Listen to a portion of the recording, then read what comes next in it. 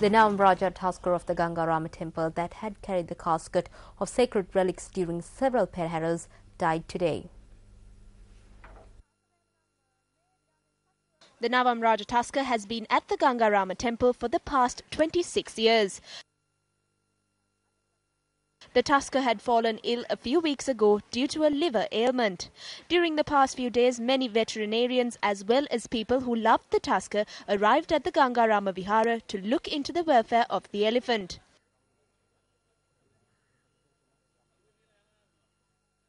However, all the attempts made to cure the Tasker proved futile.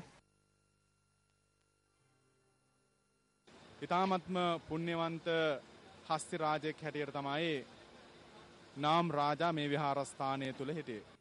Navamraja was a very serene animal. During his 26-year period of service to the temple, even during times of the Perahara, he caused no trouble. He did not heed how to be handled. Even a priest could call him near. විහාරස්ථානයේ ස්වාමීන් වහන්සේ නමකට අඬ ගහලා කතා කරලා එක්ක යන්න පුළුවන් තරමට හීල වෙච්ච සතෙක් හැටියට හිටියා. Religious observances were conducted at the temple this morning for the Navamraja Tasker, and subsequently it was interred at the temple premises.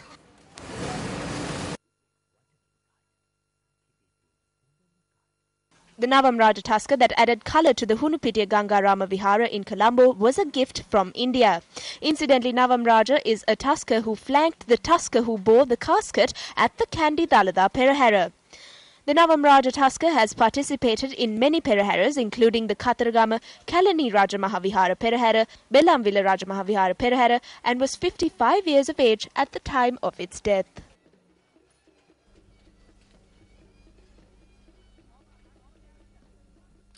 In a political landscape where candidates from the same party clash with each other for preferential votes, there are rare instances where politicians from different hues act in an exemplary manner. This is one such incident.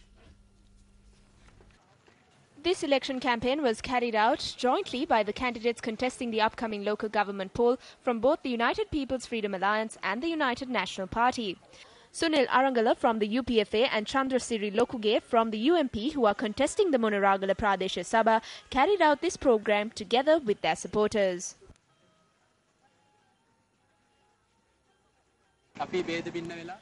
We implemented this program to educate the public jointly with our brothers from the UNP, as we should not squabble and weaken the strength of the people so that we can work for the development of the village. We set an example so that the people can select the group of representatives they want to serve both the people and the town, irrespective of party, colour or other differences. Minister of Health Maithripala Sirisena states that around 8% of the country's total population are disabled. The minister made this observation during a function which was held at the Japan-Sri Lanka Cultural Centre in Kolpiti. The function was held to award orthopedic diplomas to the students of the Sri Lanka School of Prosthetics and Orthotics.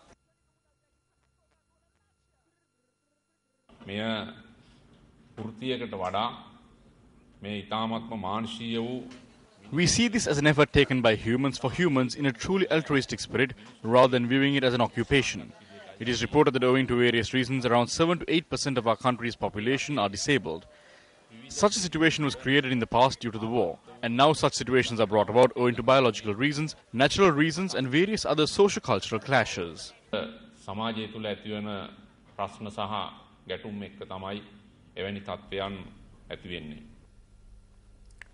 Another phase of the Sasundharana program, initiated under the patronage of co-deputy leader of the United National Party, Sajith Premadasa, got underway at the Mawatagama area in Kurunegala today.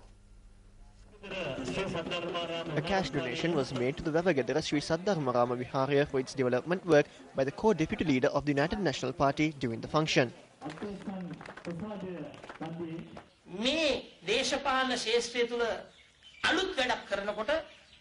When we carry out meritorious activities of this nature, there are always those who are on the prowl looking to criticize such work, always asking as to where we got this money to donate to temples. In the near future, I hope to carry out this program encompassing both Hindu and Christian places of religious significance.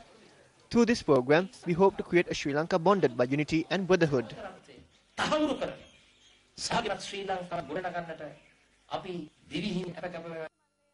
During the function, a financial contribution was made to the Sasunata Aruna program by a benefactor in the area.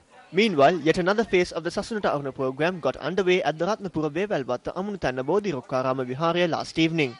Here, a financial donation was made by Sajit Premadasa towards the construction work of the new Dharmashala.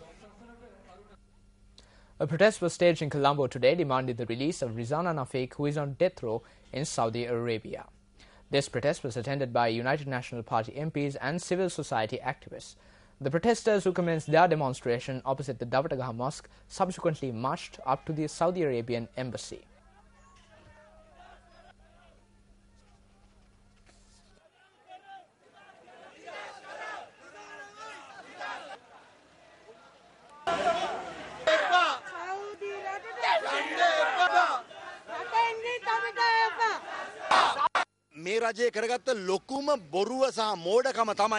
The biggest lie and biggest mistake made by this government was to beg for the life of Rizana Nafik. She is a child, a school student, so she can't be beheaded. Send her back immediately. Saudi Arabians kill our Sri Lankan housemaids, pay money and get away with it. Why can't our government? I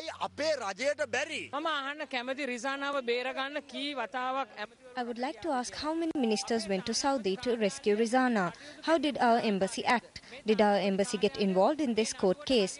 What we're asking is for Rizana to be saved. Rizana is not the daughter of a wealthy family.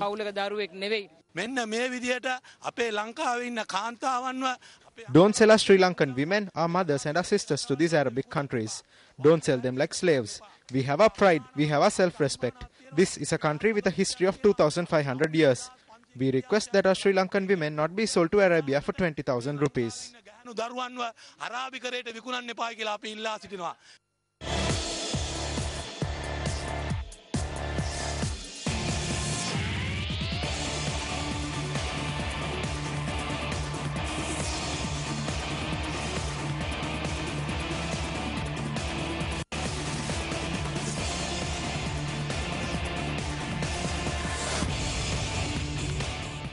It's time now for Action TV.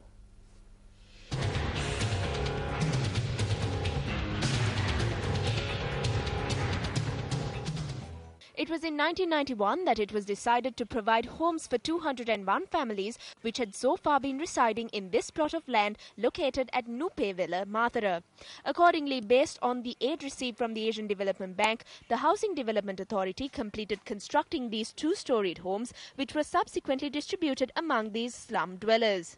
Meanwhile, every family that was interested in this project was required to make an initial payment of 10,000 rupees to the Housing Development Authority, while another monthly installment amounting to 750 rupees was deemed payable for each home for a period of 60 years. When the homes were handed over to us, there were no electricity or water. There were no staircases or pantries. We made the initial payments for these homes on borrowed cash obtained at a 20% interest rate. Occupants of these homes, which have been merely limited to 4 walls and a roof at present, are faced with even more issues at present. Chief among these problems is the absence of a proper sewage system. The cesspit is located within the home. Once it is full, it starts to overflow. When we want it cleaned, we have to pay 3,000 odd to the municipal council once every 3 months. The conditions at the Nupevela housing project located within the Mathura city limits have already turned into a nightmare. While the job of the Mathura Municipal Council has been limited merely to erecting signboards such as these, the residents of these homes are being plagued by illness. This place is infested with all kinds of disease, including diarrhea and dengue. No one inquires about it. Area residents charge that an officer attached to the Housing Development Authority appears every month only with the sole intention of collecting the monthly rental. They complain that nobody offers a solution to the burning issues faced by these people. Is it justifiable that those concerned maintain a code of silence while 201 families at the Mathura Nupevela housing scheme who even pay a monthly rent are facing nightmarish conditions? Minister of Construction, Engineering, Housing and Common Amenities, this is over to you.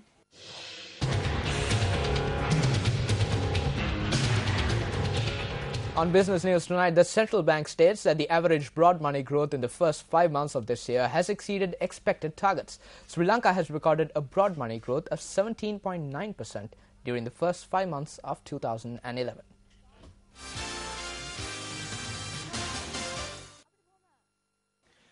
The central bank notes that the increase is mainly due to the rapid growth of credit obtained by the private sector. However, a media release issued by the central bank noted that it expects deceleration in the expansion of credit obtained by the private sector during the remainder of the year. The release also notes that it would closely monitor monetary developments and would take the necessary policy actions if required. The Monetary Board of the Central Bank, which met on the 6th of July, has decided to maintain the current policy interest rates. Accordingly, the central bank's repurchase rate remains at 7%, while its reverse repurchase rate remains 8.5%.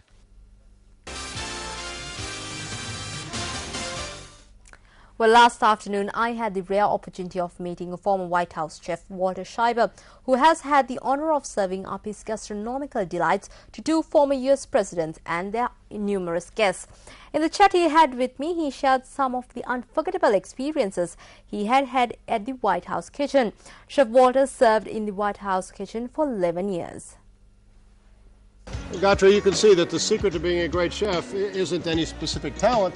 It's knowing how to use this and knowing how to have good hands. So we're going to see if you have a chef inside of you. We're going to put a carrot here for you. You've got your big knife. Put your fingers back and go ahead and let's see what you can do. See, she's really a chef. She can work at the White House also. No, definitely not. Well, it seems a difficult task for some of us, but it isn't for Chef Walter, because that is exactly why he is known as one of the best chefs in the world and has worked with some of the greatest men in the world. That is former President George W. Bush as well as Bill Clinton. Chef, tell me, what was the experience like when you were first asked to work at the White House kitchen as the executive chef? In 1994, I was chosen by Mrs. Clinton from 4,000 applicants from across the country in a national search to be the chef that not only served the two first families, but brought American cuisine to the White House. So a tremendous personal and professional honor. We had in America a saying that says, if mama's happy, everybody's happy. So being sure that the First Lady was happy every day, this was the key to long-term success. Right. Now, Chef, turning our attention towards Sri Lanka. Right. Now, what do you think about the hospitality industry in Sri Lanka? Well, the hospitality industry is the lowest tech industry. It really comes from people. If they have happy hearts and happy minds and a sharing attitude, they're going to be very hospitable. All right, Chef, thank you so much for your time. It was a pleasure meeting you. Good enough. And go home and practice your carrots so Definitely. you don't end up like that. Okay? Definitely. Thank you. Thank you.